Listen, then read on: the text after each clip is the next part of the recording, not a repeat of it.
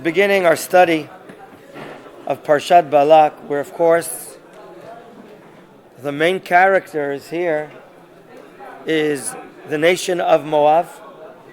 That it seems now Balak, his name is not mentioned as king, as you notice. And it's only mentioned at the end of the next pasuk in Daled, where it states, Balak ben Tzipor melech leMoab ba'itehi. He's not called Melech Moab in the beginning, but he becomes the king. The oral Torah teaches us that Balak is of the descendants of Yitro. That means Balak himself is not a Moabite, but rather he's a Midianite. Rashi even says he's one of the princes of Midian. But here we're about to learn about a tremendous struggle that Balak represents a nation called Moab and the nation of Israel. We see that he's devastated in fear. He fears he's going to be wiped up, just like the ox licks up and takes away every vegetative matter in the field. And he apparently is sending a mission in verse Chet. Vayishlach malachim el Bilam ben Beor. Bilam is a sorcerer. Bilam is a magician. Bilam has proved to himself, and I'll show you in a moment, what his great spiritual powers. He's not next door, but he's in Pitora. Pitora is what we call the northern Syrian area of today. It's quite a distance. Asher al Han-Nahar, right? When Han-Nahar is mentioned, when talking about the Euphrates. Eretz b'nei Amo likrolo. And what does he say in his message? You see how devastated it is. Hine, behold, follow the Hebrew. Am yatzami Mitzrayim. There's a nation that came out of Mitzrayim. Hine kisa et ein haaretz. They're covering. We're going to use that word later on. Note, symbolically, it'll have a lot of importance. They're covering the land. And he's sitting opposite Yoshe Mimuli. What is Moab and Balak fearful of? Hello? They're afraid that Israel will conquer them. Remember, their genuine fear in Pasuk Gimel is, in the first Pasuk of the Parsha, we're now in the aftermath of two impressive wars. Our shir last Thursday afternoon, we discussed this at length. Two impressive wars. Israel has defeated two superpowers on the eastern side of the Jordan River, and they are Sichon, the king of Emori, and Og, the king of the Bashan. Both are Canaanite kings. Both were wiped out tremendously by Israel, and in two sweeps, in two wars, as we learned last Thursday, we conquered the areas from the Arnon River brook, opposite En-Gedi, all the way up north to the Hermon. Imagine, hundreds and hundreds of square kilometers Israel has conquered. The eastern part of Eretz Yisrael is conquered. Is that unclear to anyone sitting here? Is that unclear? This is what we learned in our Parsha. Please don't be shy. Or you should be shy, but not using shyness for the knowledge of Torah. We'll talk about that later. What? Sichon and Og. Sichon, the king of Emori, and Og, the king of the Bashan. All of that mentioned in the Parsha that we read, that we heard on Shabbat, and so on and so forth. Bilam is brought over as you continue reading. Of course, he's gonna send an invoice for quite a high price, and he's riding on his donkey en route to what? To the Moabite area, to curse who? Hello? Remember, we're encamped, as we learned at the end of last Parsha, in the plain area opposite Jericho, opposite the Jordan River. Moab is in the vicinity, and they are scared to death that we are about to attack him. Gentlemen, what happens to Bilam as he's riding on his donkey? Okay, go into chapter 22. 3 times he's angered at his donkey. His donkey is disgracing him, correct? He's going to this direction, that direction, sitting on the job. And here we see that Bilam is angry and talking to his donkey. When was the last time you talked to your donkey and you showed your anger at him? Never. But we see in verse 24 and 25 that he continues to hit and abuse his own donkey. And look at the language, please. After 3 times, his donkey doesn't do what he wants to do and he hits him each time. Look at verse 29, and this could be the pinnacle of his disgrace, please. Vayomer Bilam la'aton. He says to his donkey, Ki hit'alalt bi. We'll go back and try to explain that term. Lu yesh cherev biyadi, had a sword in my hand, ki ata haraktich. I would have killed you. Gentlemen, the donkey disgraces. Hit'alalt bi, Rashi says, look at Rashi there in 29. Ketargumo, as the Targum explains, Genai and Bizayon, denoting or shaming him. Do you see that? The donkey shamed, disgraced Bilam. Okay? This matter is not just by mere incidents. Bilam is disgraced. We have to learn and understand why. I heard a shiur by this Rav Kashtiel in Eli, in the Shomron, and he ponders upon this great question that this matter, Parshat Bilam, the section of Bilam, requires explanation. It requires a deeper understanding.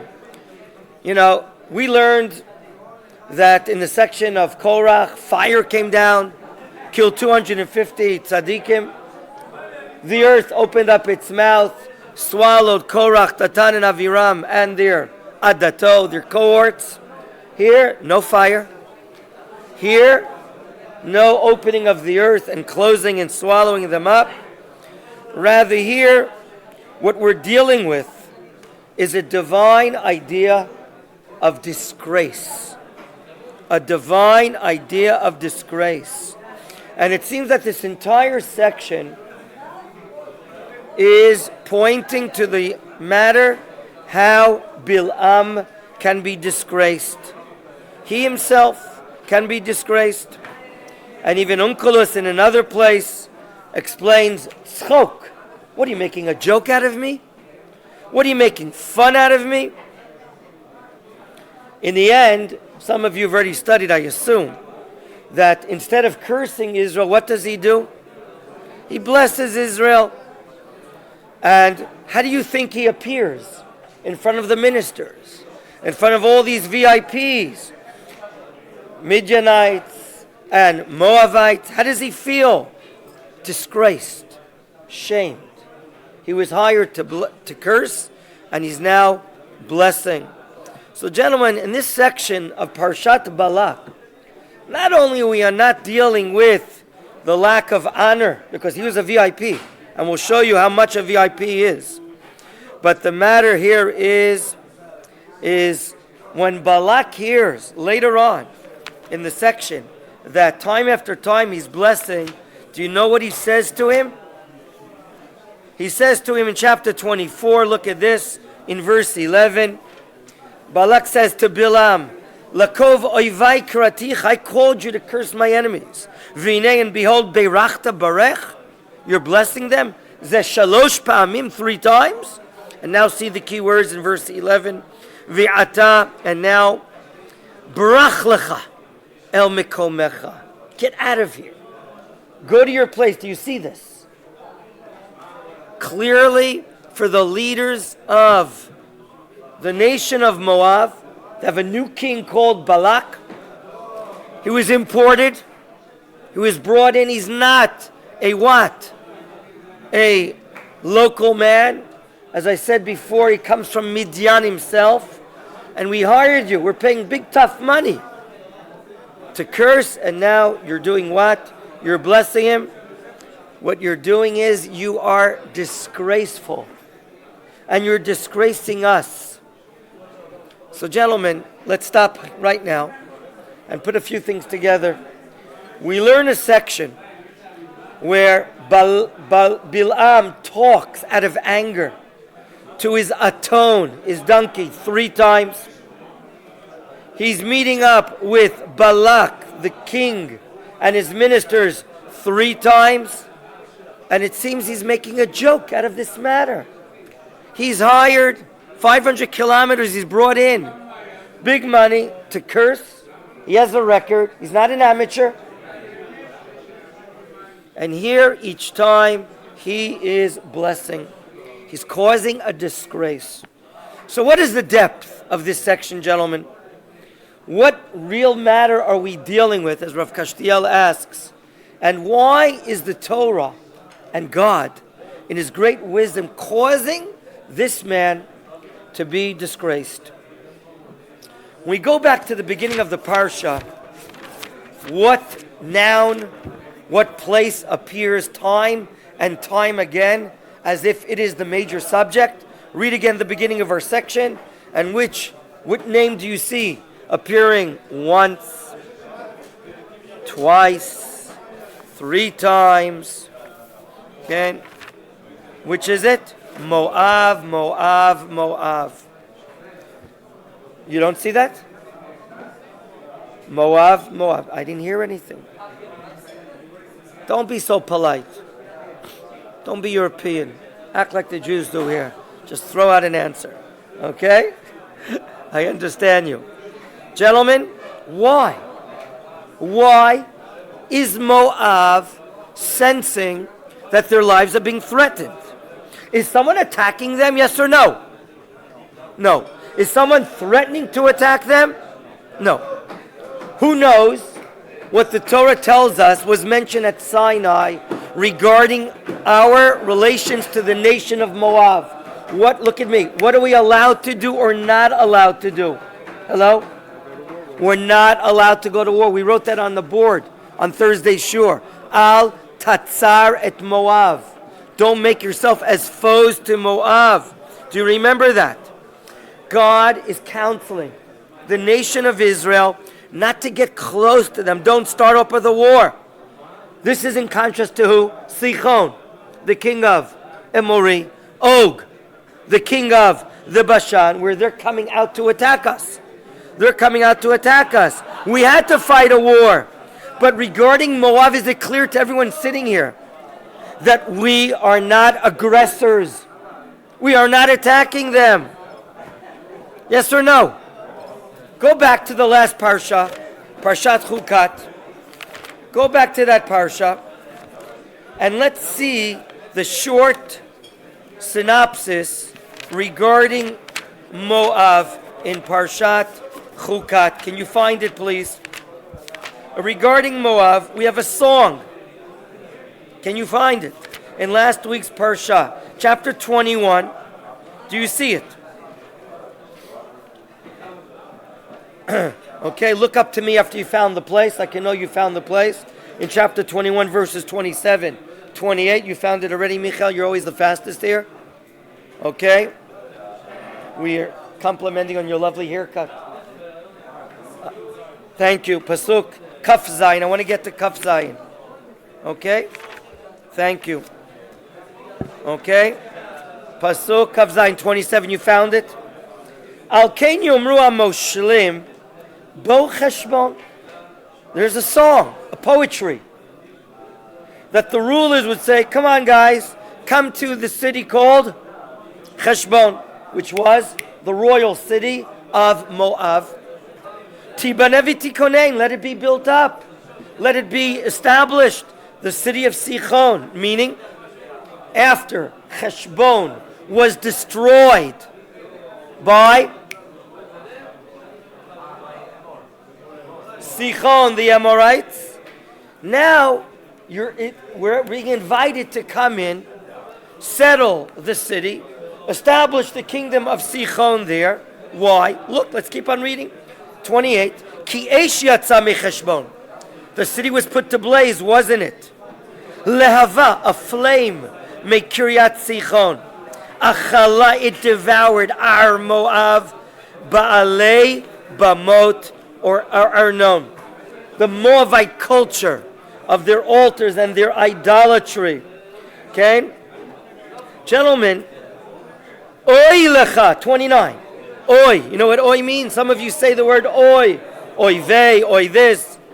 Oy lecha Moav, woe to you Moav. Avadita, you were destroyed. Am kamosh. Natan banav pleitim, your children were refugees. Uvenotav bashvit, your daughters were taken into as what? POWs to who? Lemelech Emori Sichon. My dear friends, in this section, we're told about the disgrace, the degrading of a nation called Moab. Is it clear to you? Let me ask you, who are these rulers that are writing this poetry? Do you see Rashi in the name of our sages, what he says? Who are these Moshlim inviting you to come into? Yes or no? Do you see Rashi? What does Rashi say? Who are the Moshlim? I can't hear you. Who are the Moshlim? Who are the rulers that are inviting people to populate Cheshbon? Who are they? You don't have Rashi? I don't understand what's going on here. Why is everyone so quiet? Moshlim in the Pasuk 27. Who are the Moshlim? Who? No Rashi. Rashi says it there clearly. Who are the Moshlim? A father and son. Who do you see it? Bilam and his father Beor. Gentlemen, do you understand what happened? Look at me. Moab nation was a powerhouse. Sichon, on paper, with their battle machines, could not overcome Moab. Are you with me? Who is hired? Who is hired? Bilam. He was brought in from far away to help the forces of Sichon. Are you with me or are you lost? And defeat Moab. In other words, Sichon hired Bilam to curse. Do you understand what I'm saying? Gentlemen, skip quickly to chapter 22, verse 6.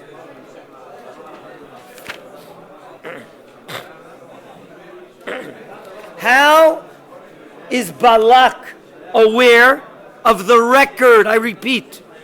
How is Balak aware of the record of Bilam? Look what he says in verse 6. Ki yadati, because I know, et asher tivarech mivorach, wherever you bless will be blessed. Do you see this? Ve'et va'asher ta'or yuan, wherever is cursed is cursed. Gentlemen, where does Balak know that Bilam has a great record? In the last war. Sichon hired who? Bilam to curse who? Moab, and Moab was devastated as a result. Do you hear what's happening? Moab is disgraced time after time.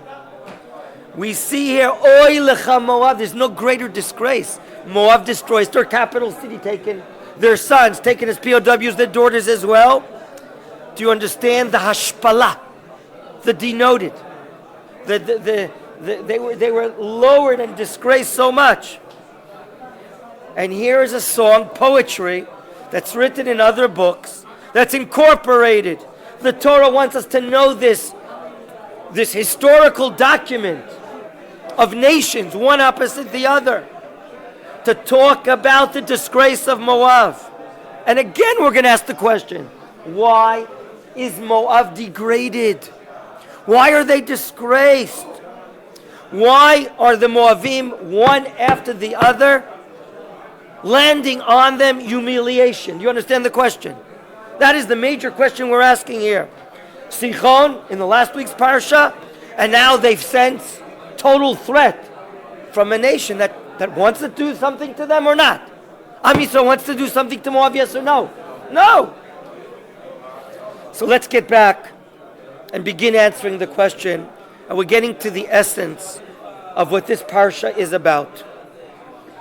Hundreds of years ago, you all know and read the story about the destruction of the Jordan Valley cities, the Dead Sea cities of Stone, Amorah, and others. And there Lot was saved because he's the nephew of Avram Avinu. By the way, I forgot to ask how you're feeling. You had fever. No, I feel good now. You're feeling better now? I'm happy to hear that. I forgot to ask you. We were worried about you. You heard. Okay. Thank God you're feeling better. Lot and his two daughters are under the observation that a world calamity has happened. And these two daughters seduce their father into having relations. And two children are born. One called Ammon and the other called Moab. From here, the nations are developed. Imagine the oldest firstborn daughter of Lot. This baby, carries the name of his father. Moab, you can listen. You want to listen and join us?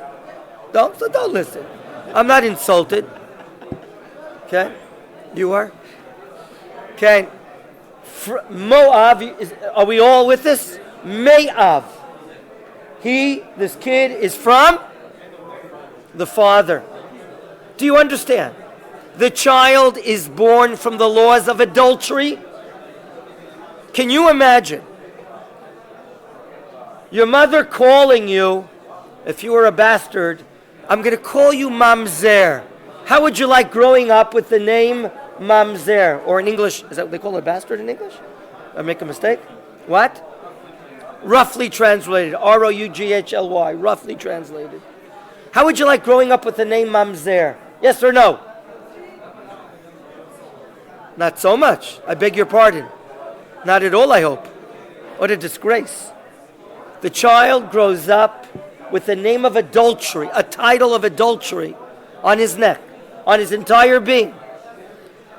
The Horim call him this name, Moab. So from this violation, from this adultery, there's no shame. They're not bashful whatsoever to call the child from my father. The lack or the absence of shyness and embarrassment. They're not willing to hide. Like Ammon. Ammon, the matters of adultery were hidden. They were not publicized, they were hidden. So my dear friends, the basis of the nation that grows and develops from this adultery, from the lack of shyness, from the lack of embarrassment, this nation refuses to show any embarrassment, to show any shyness. The value of this nation is that they have no busha, no shyness or embarrassment whatsoever. We know to be shy, to be embarrassed, has room in Judaism, yes or no? We have to know where to use it. Okay? The infrastructure of the building of the beliefs of Judaism is based upon busha. How does Moshe Rabbeinu sense and feel at that Sinai revelation by the Sneh? When he senses the greatness of God, what does he do? What does he do? Vayaster Moshe Panav. He covers his face. Why does he cover his face? Ki yarei Elokim. He fears the greatness of God. I, vis-a-vis God, I'm tiny, I'm minuscule, I'm small. We have to show busha, shyness, embarrassment. It's one of the values, the pinnacle of belief of our values in God is stemmed and dependent upon busha. If you want to develop your knowledge of godliness, you must have busha, you must have shame before the greatness of God. Whatever you ascertain in divine knowledge, whatever heights you reach in Torah study, you can always know it's only a part of the greatness of God. No mortal, no human being on earth can ever ascertain godliness in its completeness whatsoever. Therefore, the faith of the Jewish people in godliness is based upon shame, showing shame, understanding who we are, where we come from. But when a human being builds an image, when he builds a piece of idolatry out of clay or other matters, and he takes that clay or he takes that image into his hand, he says, I've gotten it.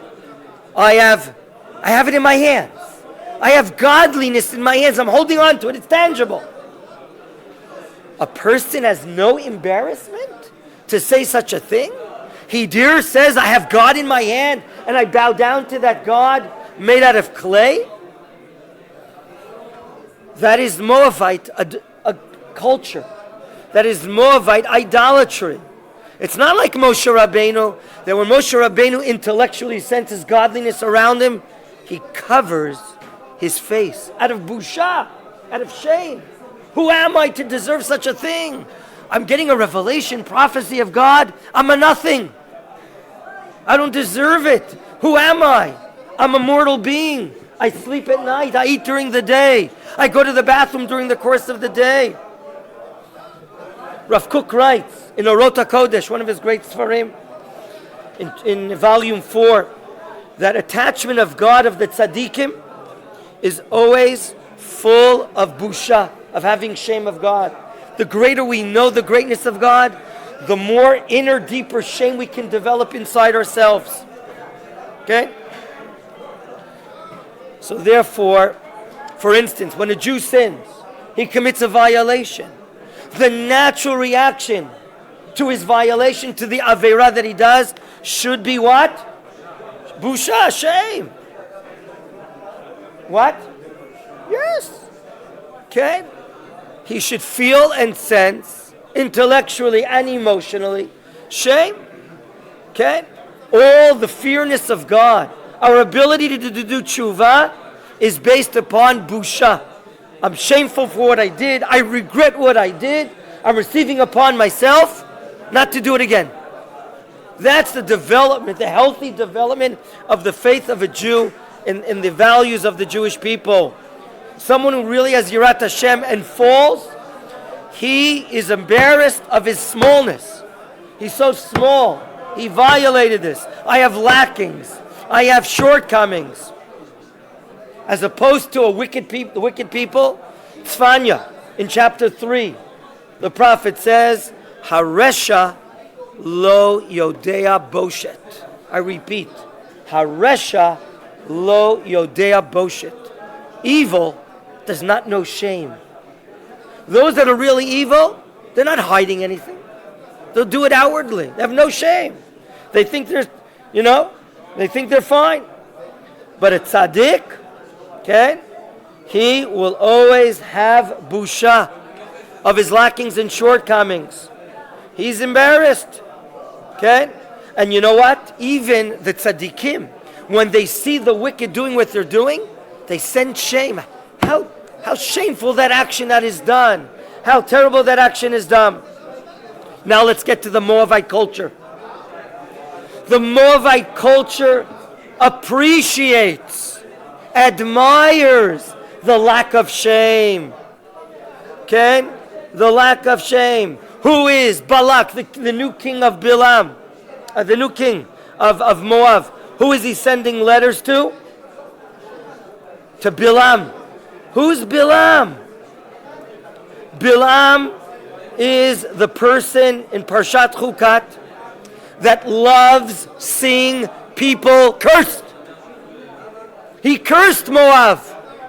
He allowed for the toppling of the Moabite army by Sichon. He loves seeing people in a bizayon. Oh, woe to Moab. Your sons are taken and he loves disgrace. He loves that people are shamed. Do you understand the culture of Bilam is cursing. And here he's writing a song, how great it is that Moab is cursed and denoted and demoted. Okay? Bilam enjoys any situation without shyness or embarrassment. The entire song against Moab is the disgrace of Moab. That's what he's, showing off on. He's showing off on the disgrace, the embarrassment of the Moabite nation. Is that clear to you?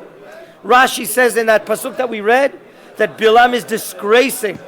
Bilam, upon him is said he breaches the walls of the world. In other words, Bilam, from an ideological point of view, his approach to life is, I dismiss shame. I discount shame. Shame is nothing. I can disgrace anyone and everyone. Stop being shy. Busha, shyness? That's a weakness. Don't be embarrassed.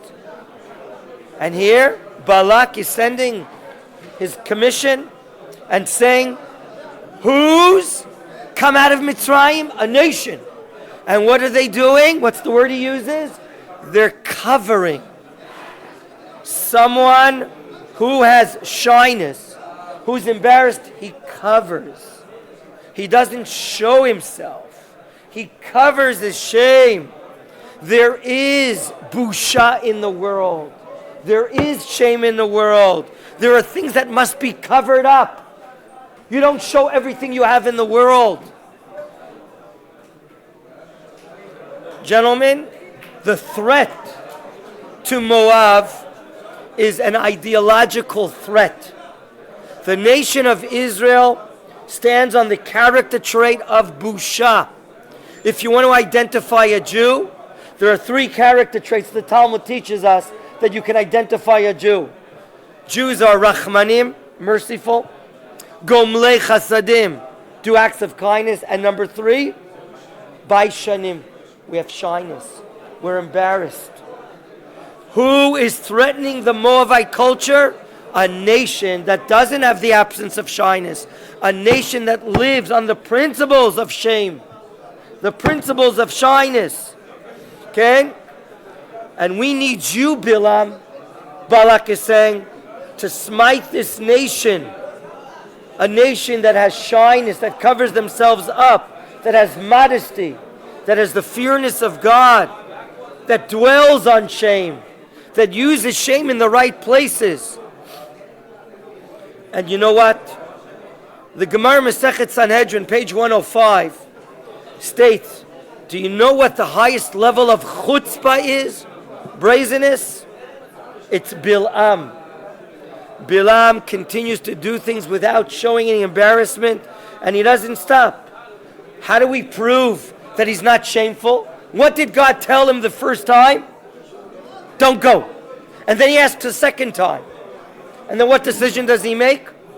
He goes. What does he not reveal to the commission? What does he not tell the commission? That God told me I can't curse these people out. Do you understand? He continues to lead his guests to understand that he can do anything he wants. He doesn't show shyness or embarrassment. He says to the people that have psychological problems because of shyness, embarrassment, there's no need to be embarrassed. There's no need to have psychological matters and show embarrassment. You won't feel psychologically lacking if you're embarrassed. No.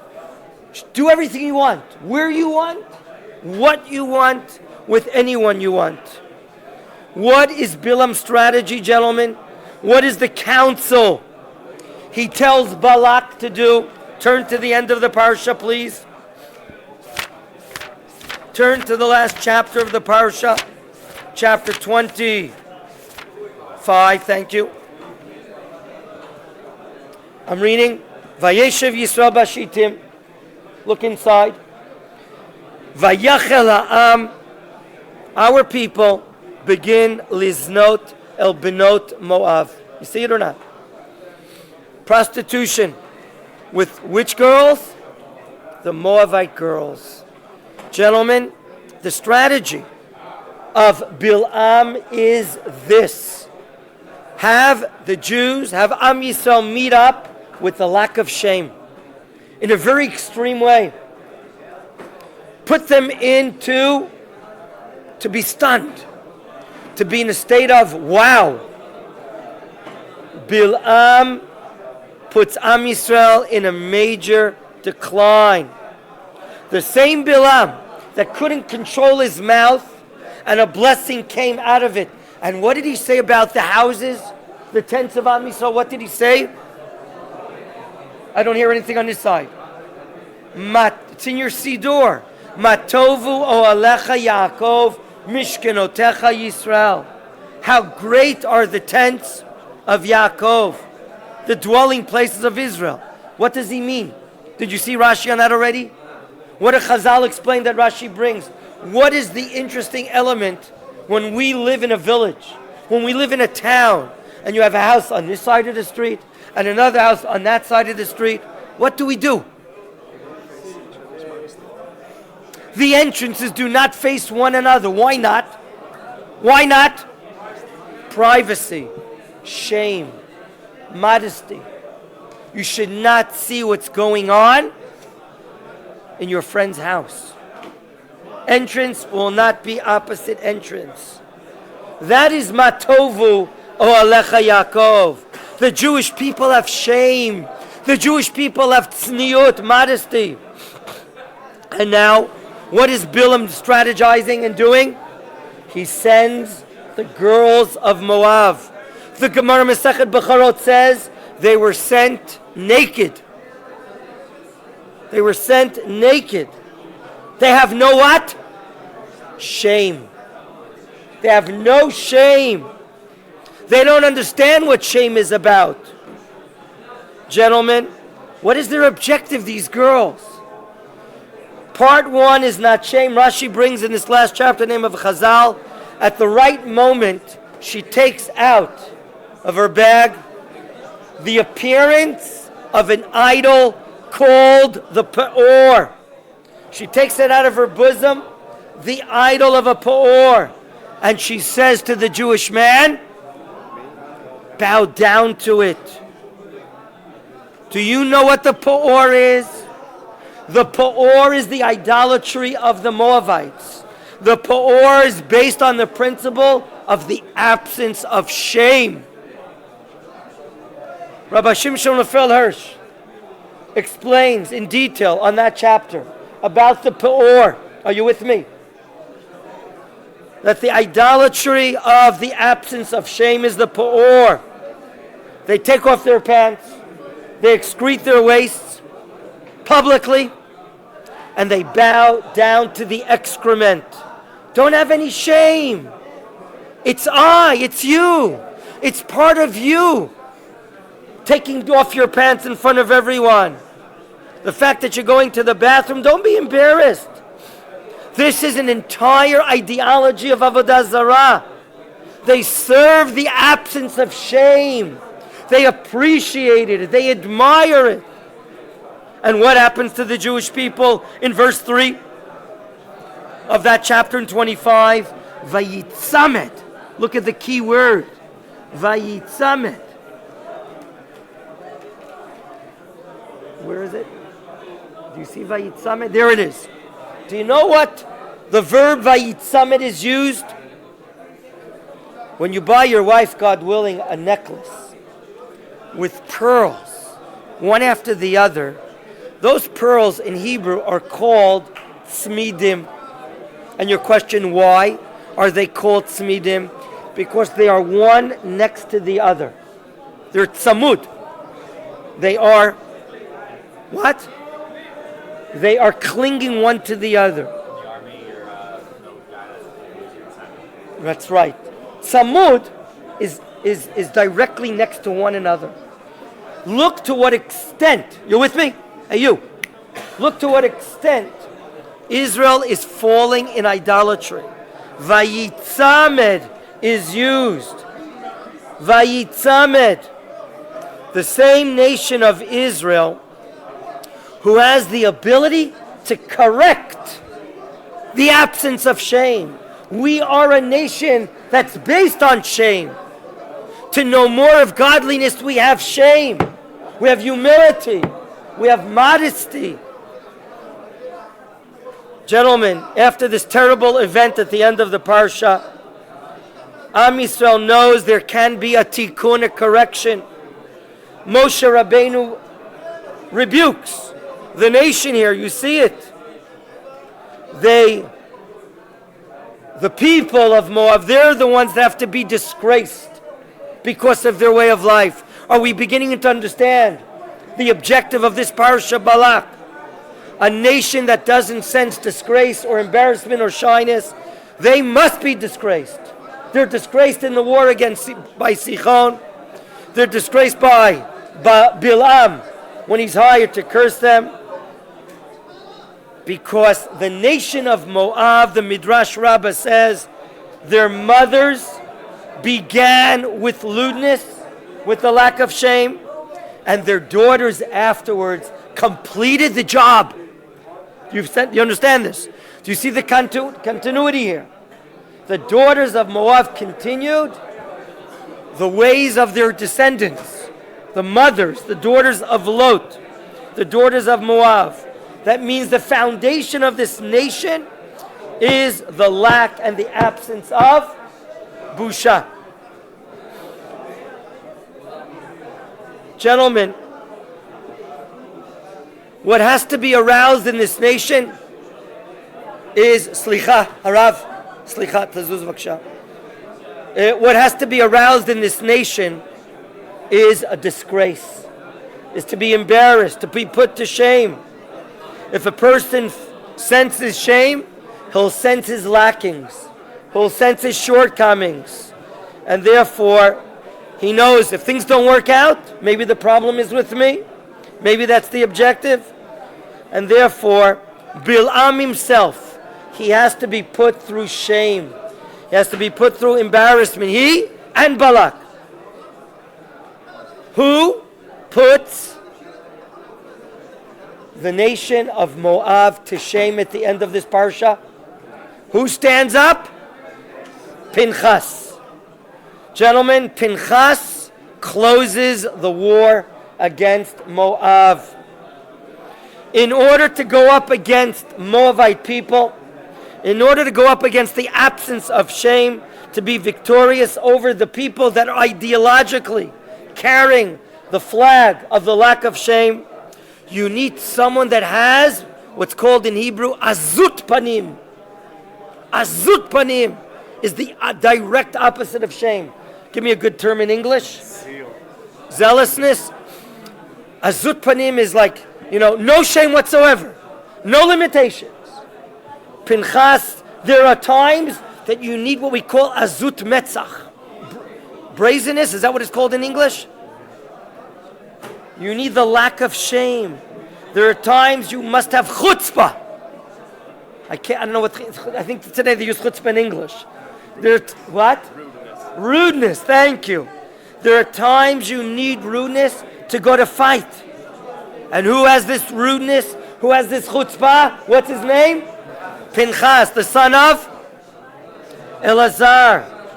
The Gemara says, in explaining the action of Pinchas, please see it in verse 7 of the end of the Parsha.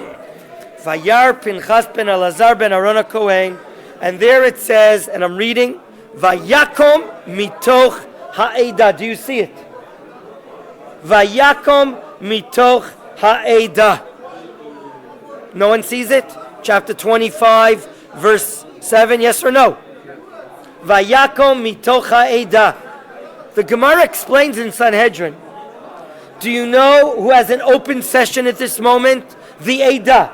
How have we explained the Eidah several times? The Sanhedrin, very good. The Sanhedrin's dealing right now with this prince of Shimon, who's taken one of the girls, the daughters of one of the princes of Midian, and he's having relations with her. Everyone knows he took her into his tent, he's having relations with her. And here the court is deliberating, should we do this? Should we not do this? Should we do that? Should we not do this? And suddenly, as the court deliberates, Pinchas stands up, he takes out his it's called cold weapon in English? In Hebrew it's called neshekar. What is it called in English? I know. He takes his spear and he's not embarrassed. He's not lacking shame. He's the son of Elazar. But in the court, there are great scholars of Israel deliberating what to do. And here, he's not embarrassed.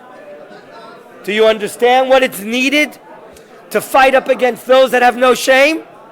You need sometimes the lack of shame, the rudeness, the zealousness, the azut metzach. Usually, what do we say about azut metzach? The Mishnah says in Pirkei Avot, azut metzach is the Gehenom, it's the hell. But there are some times that you can't use busha, you can't use shame. Another example, Moshe Rabbeinu, we all know, when he's buried at the end of Chumash Devarim, the text tells us he's buried opposite the Peor, opposite Beit Peor. Why is Moshe Rabbeinu on the other side of the Jordan, on the top of the mountain of Nevo, buried opposite the idolatry of Peor? Because Moshe Rabbeinu, even though he's dead, continues to be the opponent, the scholar, the teacher of Torah, of what shyness and shameness means for the Jewish people. Okay? He says, I'm the fearful one, like a leopard, Azkenamer. And therefore he's buried opposite the Peor to say we have to continue fighting against this absence of embarrassment. And Zimri, killed by Pinchas, he too acted with the lack of shame. And that's the worst thing. As if he's saying, gentlemen, these people like Moab and so too Zimri are saying, we have a Yetzer Hara, use it. Don't be bashful, use it. Have relations with this girl openly. And they're doing it opposite Moshe, as if they're mocking and going up against Moshe Rabbeinu. Here it is, the culture of the Peor, the culture of Bilam, the culture of Moab, this terrible, terrible culture, as if it's standing strong, and yet who comes stronger out of them? Am Yisrael. We're going to come stronger using the shame in the right places and using rudeness also in the right places. There's a grace, a virtue to show shame. Okay? And therefore, this parsha, its major motive we can possibly say is the shame of Am Yisrael versus the absence of shame of Bilam and Moab. We'll continue tomorrow. B'ezrat Hashem.